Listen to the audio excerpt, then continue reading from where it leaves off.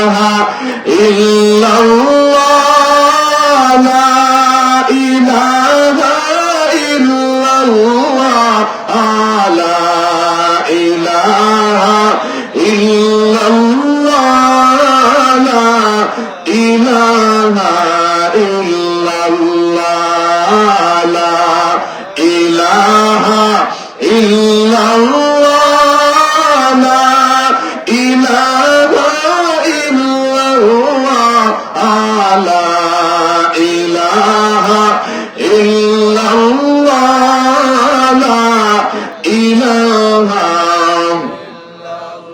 মিশকাতুল মাসাবি শরীফের কিতাবুল ফিতান অধ্যায়ের মধ্যে এসেছে লা তাকুমুস সাআতু হাত্তা লা ইউকালা ফিল আরদি আল্লাহ আল্লাহ। ওই সময় জমিনে আল্লাহর নাম নেওয়ার মতো একজন বান্দা আর অবশিষ্ট থাকবে না।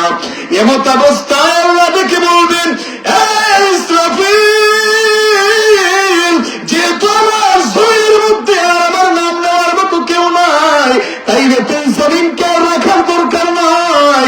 ওরে ইসরাফিল, তোমার সেই দায়িত্ব পালনের সময় চলে এসেছে, আর দেরি করো না, যত তাড়াতাড়ি সম্ভব তুমি তোমার সিংহায় ফুঁক দিয়ে দাও। এবার হযরত ইসরাফিল আলাইহিস সালাম হুকুম পাওয়ার সঙ্গে সঙ্গে আর দেরি নাই, সিংহার মধ্যে প্রথম ফুৎকার দিয়ে দিবেন। অধিকাংশ মুফাসসিরিন কেরামগণের মতে সিংহায় ফুঁক দিবেন কয়টা? তিনটা। কয়টা? তিনটা। এখন এই প্রথম ফুৎকার তিনি দিয়ে দিবেন। প্রথম ফুৎ যখন দিবেন তখন পৃথিবীর অবস্থা কেমন হবে? ইযা যুলজিলাতিল আরদু জিলজালাহা ওয়া আখরাজাতিল আরদু আথকালাহা ওয়া ক্বালাল ইনসানু মা লাহা ইয়াওমাইযিন তুহাদ্দিসু আখবারাহা বিআন্না রাব্বাকা আওহা লাহা। পৃথিবীর একটা প্রকম্পিত হইয়া উলটপালট হয়ে যাবে, মানুষগুলি দিশেহারা পাখির ন্যায় জর্তুপালের কবলে পড়ে। যেইভাবে পাখিরা দিশেহারা হয়ে পড়ে, ডান বাম মিলাইতে পারে না, কোন দিকে গেলে আশ্রয় পাবে, ওইভাবে মানুষগুলিও দিশেহারা হয়ে যাবে। রাসূল বলেন, উম্মতেরা রে, ওই সময় এমন অবস্থা দেখা দিবে রে, মানুষগুলি দিশেহারা হইয়া এমন অবস্থা হবে কীটপতঙ্গের ন্যায় ছুটতে থাকবে, কোন দিকে ডান কোন দিকে বাম হিসাব মিলাইতে পারবে না। কীটপতঙ্গের ন্যায় উড়াউড়ি করতে থাকবে, দৌড়াদৌড়ি করতে থাকবে। এমত অবস্থায় গর্ভধারিণী মা গর্ভের সন্তান ভূমিষ্ঠ করে ফেলবে, টেরই পাবে না। আল্লাহু আকবার। এই ভয়াবহ মুসিবতের সময় যখন শুরু হয়ে যাবে, একজন আরেকজনকে বলতে থাকবে, ইয়াকুলুল ইনসানু ইয়াওমাইযিন আইনাল মাফার। হায় আফসোস, আজকে কোথায় গিয়ে আমরা আশ্রয় নেব? ওই সময় এরা যে দৌড়াদৌড়ি করতে থাকবে, ছুটোছুটি করতে থাকবে, আশ্রয় কেন্দ্র খুঁজতে থাকবে, কোনো আশ্রয় কেন্দ্র নাই। একজন ঘোষক ঘোষণা দিবেন, আজকে আর কোন আশ্রয় কেন্দ্র নাই। যেরকম আর কোন আশ্রয় কেন্দ্র নাই। এবার দেখা যাবে এরা ছুটোছুটি করতে থাকবে, কিন্তু এদের মধ্যে একজন মানুষ আল্লাহর কাছে আশ্রয় চাইবে না। নাউজুবিল্লাহ। কোন এমনি আশ্রয় কেন্দ্র খুঁজতে থাকবে ঠিকই, কিন্তু আল্লাহরে ডাকবে না। এমত অবস্থা আল্লাহ বলবেন, ইসরাফিল তাকায় দেখো, এত মুসিবতের মধ্যে পড়ে আমি আল্লাহরে ডাকে না। এই নাফরমান গুলির সময় দেওয়ার দরকার নাই, চিরতরে ধ্বংস করে দাও। এমনিতে ইসরাফিল আলাইহিস সালাম দ্বিতীয় ফুৎকার দিবেন। দ্বিতীয় ফুৎকার দেওয়ার সঙ্গে সঙ্গে রে, এই জমিনের মধ্যে যারা বসবাসকারী ছিল সবাই এক ফুৎকারের আওয়াজে সঙ্গে সঙ্গে মারা যাবে। আসমানের বাসিন্দারা মারা যাবে। আসমানের সিনিয়র কয়েকজন ফেরেশতা আছেন, ফেরেশতাদের মধ্যে রাসূল আছে। ওই ফেরেশতা রাসূলগণ শুধুমাত্র থাকবেন, বাকিরা সব শেষ, মারা যাবে। এবার আল্লাহ মালাকুল মউতকে ডেকে বলবেন, মালাকুল মউত দেখো তো এবার কে কে বাকি আছে। বলবে ফেরেশতাগণের মধ্যে রাসূল যারা তারা বাকি আছেন, বলে তাদের রূহ কবজ করে নাও, তাদের রূহ কবজ করা হবে। এবার আর কে বাকি আছে? রব্বুল আলামিন। এবার শুধুমাত্র আপনার আরশ বহনকারী 8 জন ফেরেশতা, আর আমরা সিনিয়র 4 জন ফেরেশতা, আর কেউ নাই। আর আপনি আল্লাহ। আল্লাহ এবার দেখে বলবেন তাইলে দেরি করার দরকার নাই, তুমি আমার আরশ বহনকারী 8 জন ফেরেশতার রূহ কবজ করে নাও। আজকে আমি আল্লাহর আরশ আমার কুদরতি ক্যামেরার মাধ্যমে দাঁড়িয়ে থাকবে, কারো কোনো বহনের দায়িত্ব আর নাই। আরশ বহনকারী 8 জন ফেরেশতার রূহ কবজ করে নেওয়া হবে। এবার বলা হবে আর কে বাকি আছে? বলে এখন বাকি আছে হযরত জিবরাইল, হযরত ইসরাফিল, হযরত মিকাইল আর আমি আজরাইল। আল্লাহ বলবেন জিবরাইলের রূহ কবজ করে নাও, জমিনে তো আর ওই নিয়ে যাওয়ার দরকার নাই, আর কোনো কিছুই তো অবশিষ্ট নাই, তার রূহ কবজ করে নাও। আর কে বাকি আছে? বলে মিকাইল। জমিনের মধ্যে বান্দাদের রিজিক বন্টনের দায়িত্ব, রিজিক পৌঁছানোর দায়িত্ব ছিল মিকাইলের। যেহেতু কোনো বান্দাই নাই, মিকাইলের দায়িত্ব শেষ হয়ে গেছে, রূহ কবজ করে নাও। আর কে বাকি আছে? ইসরাফিল। বলে ইসরাফিলের রূহ কবজ করে নাও।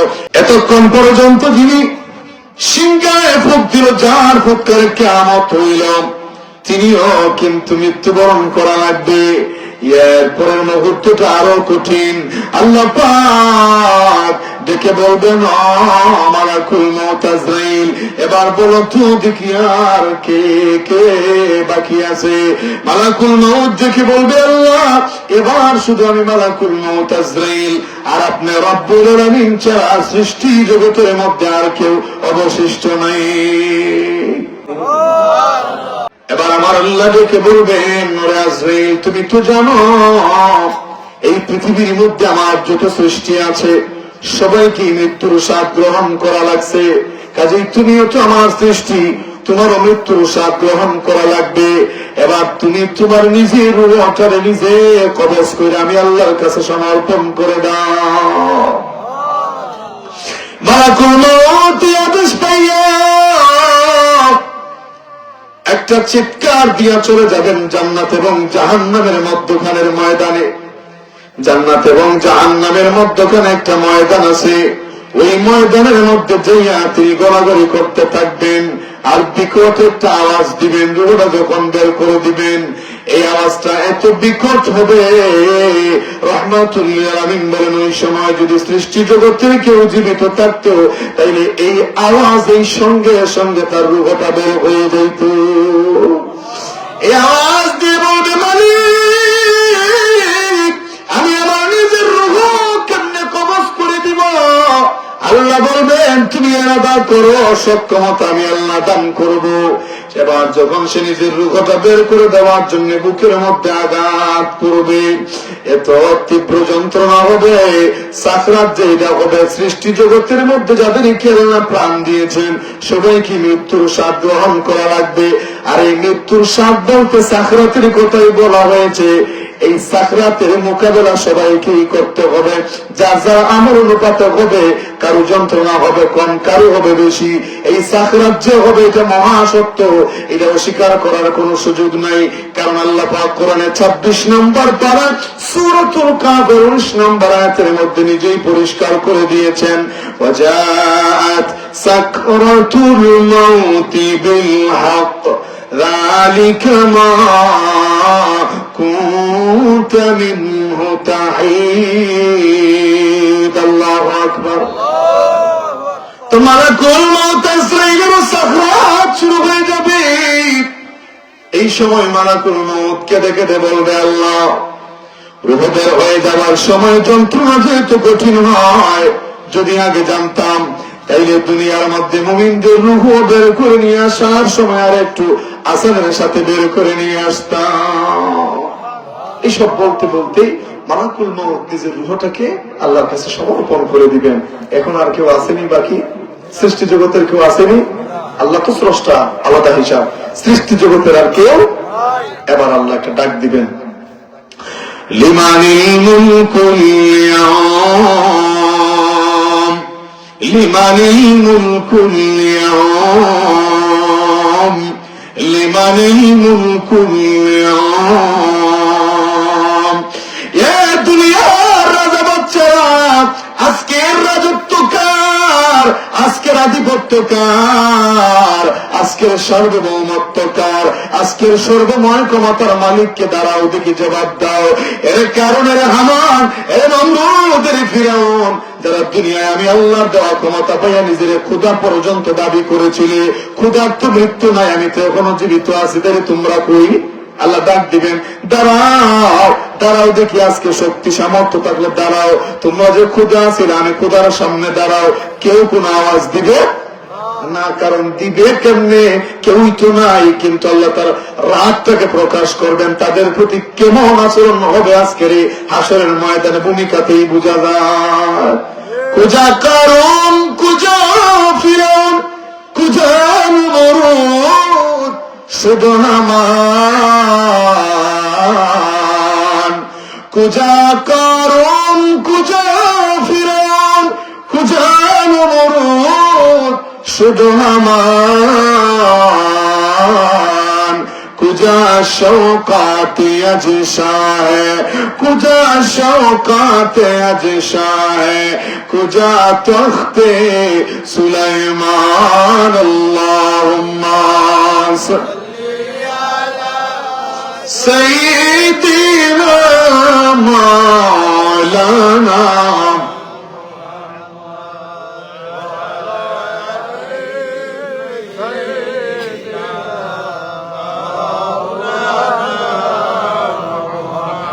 اللهم صل على سيدنا مولانا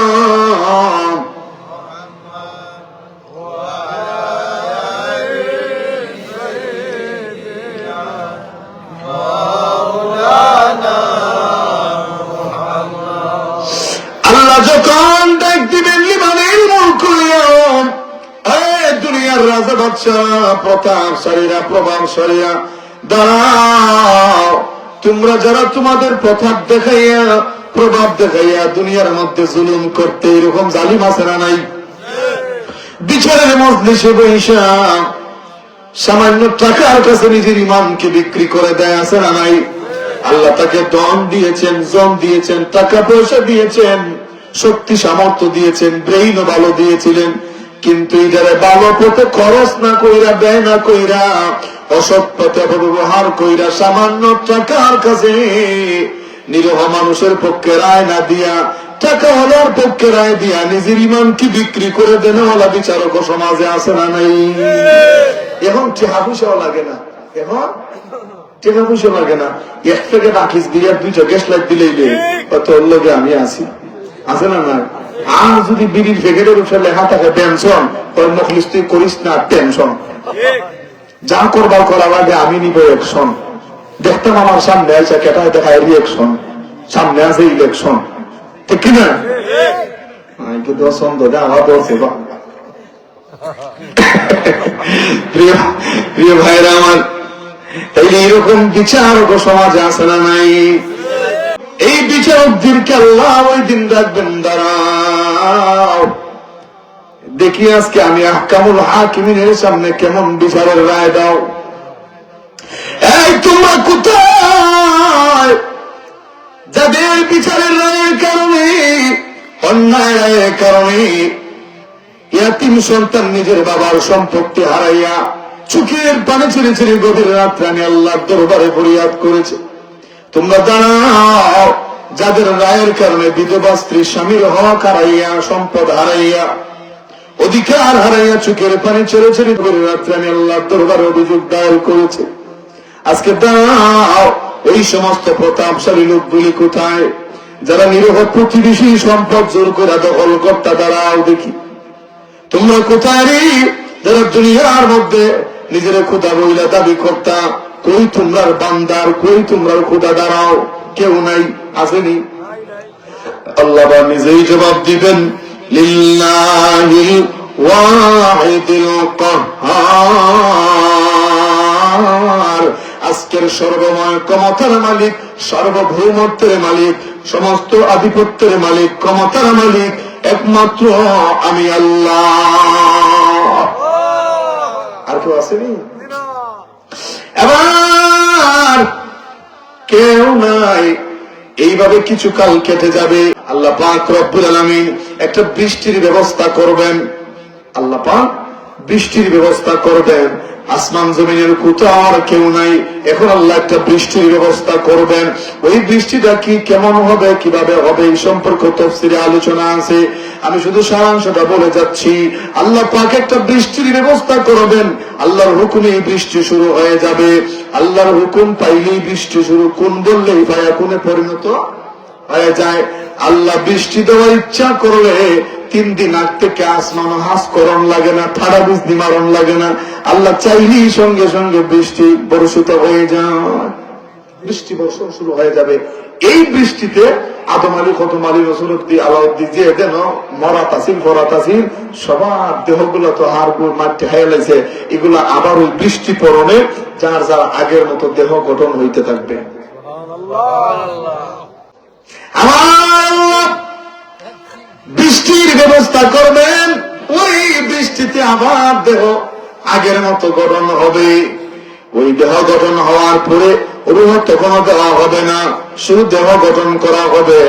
এরপর তুমি আল্লাহ পাক হযরত ইসরাফিল আলাইহিস সালামকে তার কুদরতে কামেলার মাধ্যমে জীবিত করবেন। সুবহানাল্লাহ। এবার হযরত ইসরাফিল আলাইহিস সালাতু ওয়াস সালামকে জীবিত করার পরে বলা হবে, ইসরাফিল তোমার যে দায়িত্ব ছিল তুমি তৃতীয় ফুৎকারটা দিয়ে দাও। ইসরাফিল আলাইহিস সালাম তৃতীয় ফুৎ যখন দিয়ে দিবেন, সঙ্গে সঙ্গে সর্বপ্রথম 70,000 বিশেষ ফেরেশতা জীবিত হয়ে যাবে। এই ফুৎকারের সঙ্গে সঙ্গে 70,000 আসমানি বিশেষ একটা ফৌজ জীবিত হয়ে যাবে। এরা জীবিত হয়ে যাবার পর আল্লাহ পাক রব্বুল আলামিন এদেরকে পাঠাই দিবেন মদিনা মুনাওয়ারায়। এই আমার রহমতের ফেরেশতারা রে, যাও মদিনা শরীফে যাও, ওইখানে যাইয়া দেখো আমার বন্ধু হাবিব শাহীদ আছেন। আমার বন্ধুকে জান্নাতি পোশাক পরিধান করাইয়া এখন হাসর কায়েম হয়ে যাবে। সবাই উঠার আগে আমার হাবিবকে উঠাইয়া জান্নাতি পোশাক পরাইয়া আহলান সালাম মারহাবা ইয়া রাসূলুল্লাহ, মারহাবা ইয়া হাবিবাল্লাহ স্লোগান দিয়া দিয়া স্বাগত জানাইয়া আমার বন্ধুকে আমার ডান পাশে আইনা হাজির করো। সালাতু সালাম গোয় আমার দরুদ সালাম গোয় আমার কয় নবী মুস্তাফায়, তোমরা যদি যাও গো মদিনায়, তোমরা যদি যাও গো মদিনায়, সবাই সালাতু সালাম গোয় আমার দরুদ সালাম কয় নবী মুস্তাফায়, তোমরা যদি যাও গো মদিনায়, তোমরা যদি যাও গো মদিনায়, মদিনা শরীফের মাটি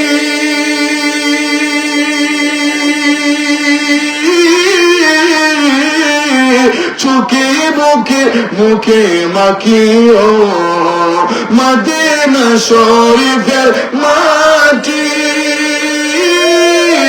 চোখে মুখে মুখে মাখিও। এমন পবিত্র মাটি, এমন পবিত্র মাটি জিন্দা নবীর রাজায়, তোমরা যদি যাও গো মদিনা, সালাতু সালাম গোয় আমার দরুদ সালাম কয় নবী মুস্তাফায়, তোমরা যদি যাও গো মদিনায়, তোমরা যদি যাও গো মদিনায়, মদিনা শরীফের মাঝে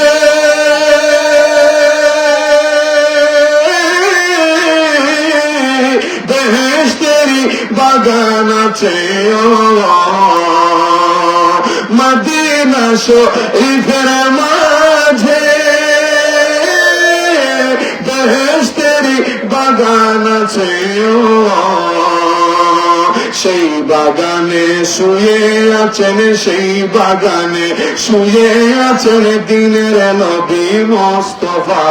তোমরা যদি যাও গমদিনা, সালাতু সালাম গো আমার, দুরূদ সালাম গো আমার কই নবী মুস্তাফা।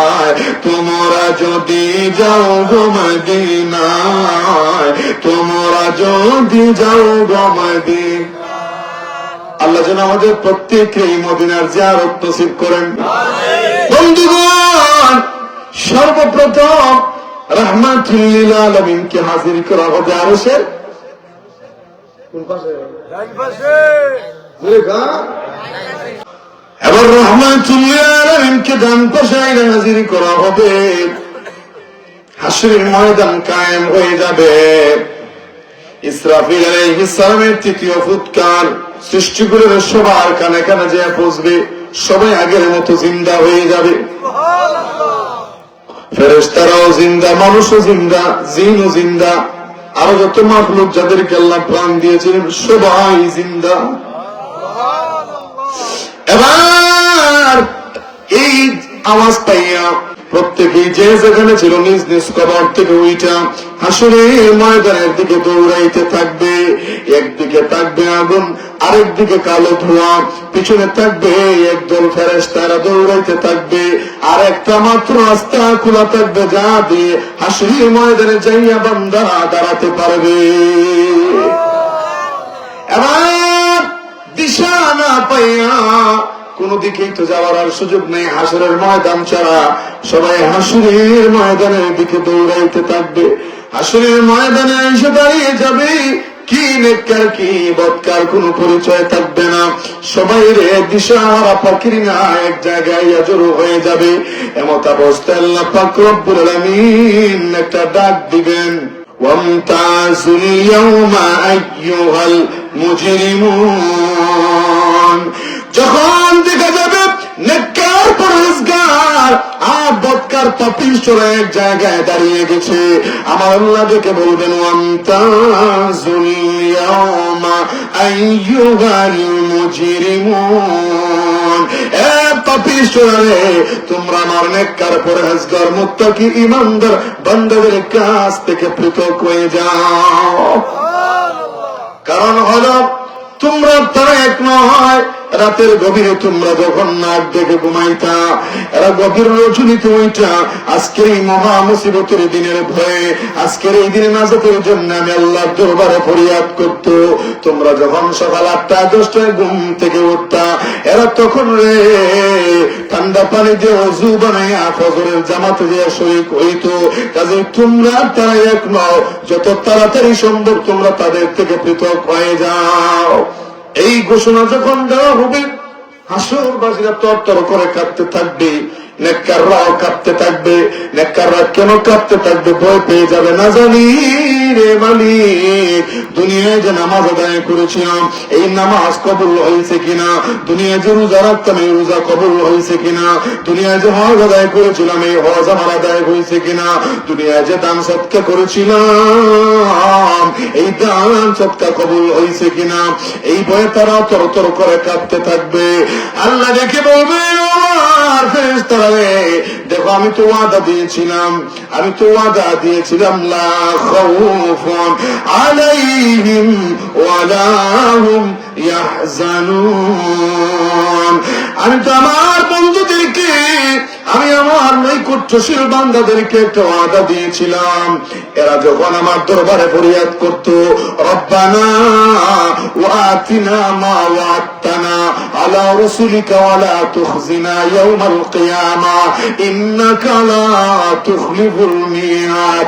আজকে এই দিনে প্রতিদান পাবার আশায় যখন তারা দুনিয়ায় থাকতে আমার দরবারে ফরিয়াদ করত, আমি তাদেরকে আশ্বস্ত করেছিলাম, ওয়াদা দিয়েছিলাম, বান্দারা রে তোমরা ভয় পায় না, চিন্তা করো না, দুনিয়ায় যেমনই ভাবে আমি আল্লাহ তোমাদের সম্মান ইজ্জত বাড়ায় দিয়েছি, ভয় টেনশন দূর করে দিয়েছি, হাসরের ময়দানে তোমাদের চিন্তা ভয় দূর করে দিয়া আমি আল্লাহ তোমাদেরকে ইজ্জত আর সম্মানের জিন্দেগি দান করব। বন্ধুগণ, আল্লাহ বলবেন ফেরেশতারা শোনো, আমি তো ওয়াদা দিয়েছিলাম কাজিয়াব দেরি কইরো না। এরা তো দেখি ভয় পেয়ে যাচ্ছে, বা যদি এরা ভয় পেয়ে যায় তাইলে তো আমার ওয়াদা ঠিক থাকবে না। কাজিয়াব দেরি কইরো না, ইনতালিকু বিআবদি ইলাল জান্নাহ, আমার এই নেককার মুত্তাকি পরহেজগার বান্দাগুলি রে বিনা হিসাবে জান্নাতে যাবার এডমিট কার্ড পারমিশন পত্র হাতে হাতে দিয়ে দাও। এবার এরা জান্নাতে যাবার পারমিশন পাইয়া চোখের পানি ছেড়ে ছেড়ে কাঁদবে, একদিকে মুস্কি হাসবে। আরেক বর্ণনায় আসছে এদের চোখ বেয়ে বেয়ে ঝর্ণার মতো পানি পড়তে থাকবে। এরা যখন দেখবে হাসরের ময়দানে উঠার সঙ্গে সঙ্গে একদিকে মানুষগুলি ঘামের মধ্যে সাঁতার কাটতেছে, মাথার মধ্যে হাত উপরে সূর্য, পায়ের নিচে তামার জমিন, নিজের ঘামের মধ্যে নিজেই সাঁতার কাটতেছে, মগজগুলি টকবক টকবক করে গলে গলে পড়তেছে। আর এমত অবস্থায় আল্লাহ পাক রব্বুল আলামিন তাদেরকে জান্নাতে যাবার পারমিশন দিয়ে দিয়েছেন। এবার তারা আল্লাহর প্রতি সন্তুষ্ট হইয়া শুকর আদায় করতে গিয়া এমন ভাবে তাকাবে, কোরআনের মধ্যে আসে উজুহু ইয়াওমাইযিন নাযিরা ইলা রাব্বিহা নাযিরা, এরা মুস্কি হাসতে থাকবে রবের দিকে তাকাইয়া, আর চোখ বেয়ে বেয়ে পানি পড়বে। এই চোখের পানি কিন্তু কষ্টের নয়, আনন্দের হবে। এরা এতই আনন্দ হবে, মালিক আমরা তো ভাবছিলাম জীবনে যত ভুল খাতা কুসুরি হয়েছে মনে হয় হিসাব দেওয়া লাগবে, কিন্তু আপনি আমাদের নেক আমলের প্রতি সন্তুষ্ট হইয়া আমাদের অপরাধকে মিটাইয়া দিয়েছেন। প্রথম চান্সেই বিনা হিসাবে জান্নাতে যাবার পারমিশন দিয়েছেন। এর চেয়ে বড় আনন্দের আর খুশির খবর কি হইতে পারে? বন্ধুগণ আমার, তাইলে আমরা হাসরের ময়দানে হিসাব দিয়া যাইতে চাই নাকি বিনা হিসাবে যাইতে চাই? বিনা হিসাবে। মেম্বার সবাই নাকি মাশাআল্লাহ আই আপনারা খুশ করছি। আচ্ছা বাংলা, আচ্ছা না আলহামদুলিল্লাহ বলেন।